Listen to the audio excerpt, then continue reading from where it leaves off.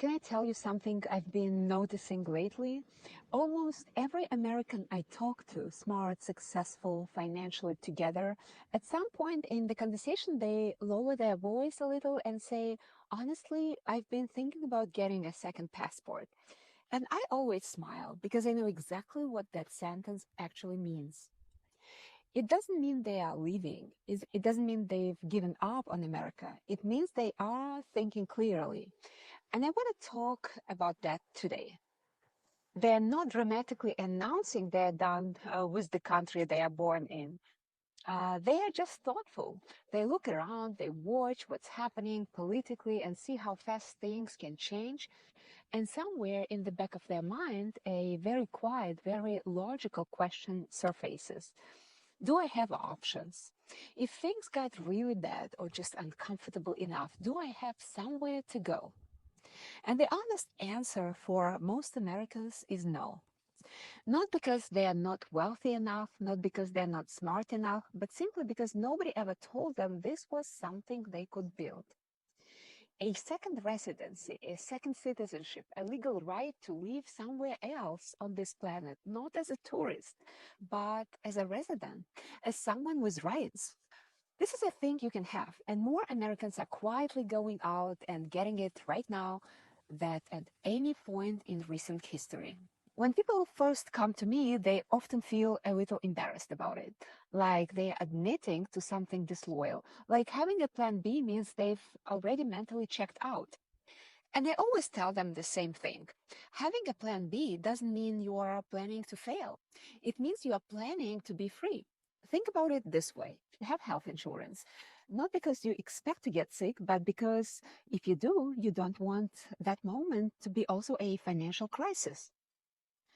You have a fire exit in your building, not because you expect a fire, but because if one happens, you want the option to walk out.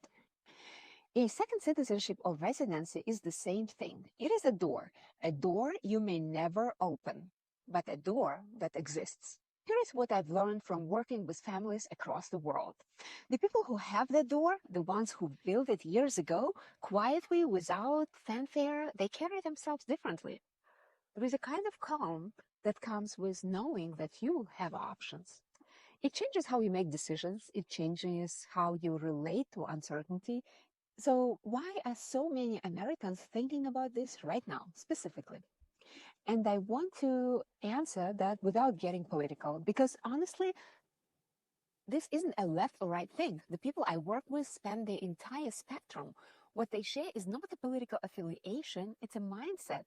It's the mindset of someone who has worked too hard and built too much to leave their family's security entirely in the hands of a single system. The world has gotten more unpredictable, not just America, everywhere. And when the world gets unpredictable, the people who are most protected are the ones who are not trapped anywhere. They can move, they have rights in more than one place. Their children have options. And look, the US passport is still a powerful document. I'm not dismissing that, but there was a time when it was a clear number one in the world. That time has passed. European passports now travel further with less friction in more parts of the world. And if you could hold both, keep your American identity and your American life, while also having the legal right to live and work in Europe or in the Caribbean, why wouldn't you? Okay, let's talk practically. What does this actually look like? What are the real pathways available to Americans right now?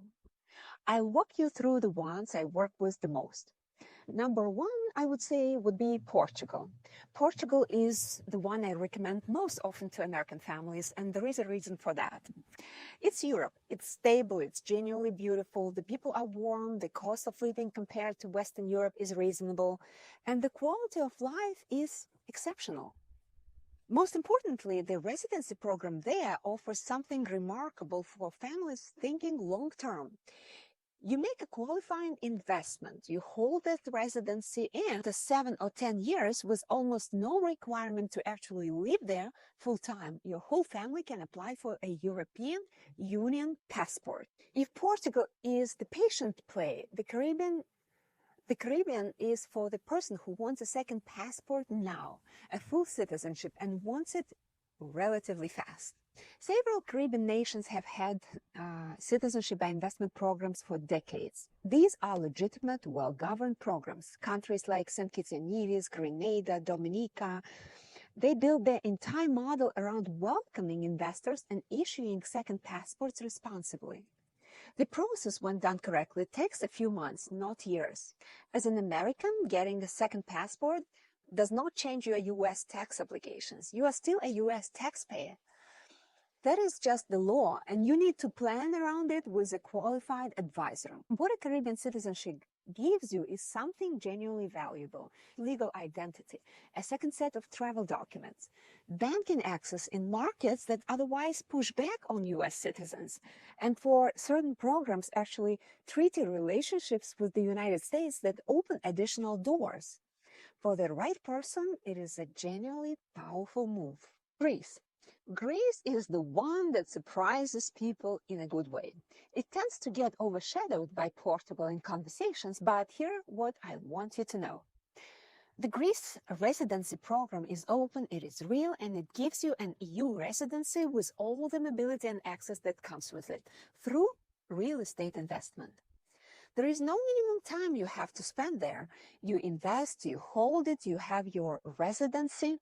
For Americans who want a European foothold without overcomplicating their lives, Greece is genuinely worth looking at. And honestly, it's a place to actually spend time. The islands, the food, the place of life, it's hard to argue against. Malta. Malta is the one for families who want to do this the most thoroughly, the most permanently. It's the smallest country in the European Union, but it punches well above its weight. English is an official language. The legal system is modeled on British law, and it has one of the most respected, carefully managed residency programs in Europe. Malta offers both a permanent residency route and, for those who qualify and are committed, a pathway to full EU citizenship. It is not the fastest options or the cheapest, but for families thinking about this seriously with a long-term perspective, Malta represents the gold standard of what is available now. I always want to give you the full picture, because advice that leaves out the hard parts isn't really an advice. These programs change. Governments revise them, adjust the rules, cancel them, sometimes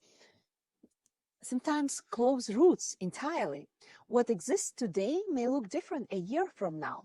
That's not a scare tactic. It's just a reality, and it's a reason not to wait indefinitely.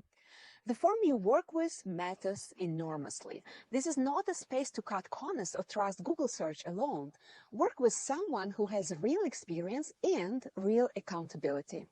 And for Americans, the tax lawyer is real. A second residency does not reduce your U.S. tax obligations. Your tax advisor needs to be a part of this conversation from the very beginning. Let me tell you about someone I worked recently. She's an American, mid-50s. She built a business, sold it, and was managing her wealth. Financially, she was completely set. But she came to me with the quiet frustration. She said, I have worked my whole life to have freedom, real freedom, but I feel like all of it is tied to one country, one passport, one political system, and that makes me nervous. We started with Greece: low commitment on time, clear EU access, real estate investment diversification. She was very comfortable with that. A year later, she came back and added a Caribbean citizenship, mostly because it opened a specific door for a business she was considering. She still lives in the United States. She has no plans to leave, but she told me something that stuck with me. She said, I feel like I finally own my freedom, not just financially, actually free. Here is one thing I will leave you with. The best time to build a plan B is when your life is going well. When you're not in a rush, when you're not reacting to the crisis, when you can think clearly, choose wisely, and move thoroughly. The people who end up wishing they had done this, they always say the same thing. I kept meaning to look into it. Don't be that person. The window is open right now. Use it. If this conversation sparked something in you, even just a flicker of, I should probably look at this, I want you to take one step, just one. Come and talk to us. Go to www.globalfreedomcapital.com, fill in the form, and get your first free consultation. No pressure, no pitch, just a real conversation, exactly like this one. Subscribe to this channel if you want to keep having these conversations. I put out new content on global mobility and wealth strategy every week, and I try to make every single video exactly like this one. Like I'm talking to you, not at you. I am Tatiana Monti. This is Global Freedom Capital, and your plan B starts with one conversation.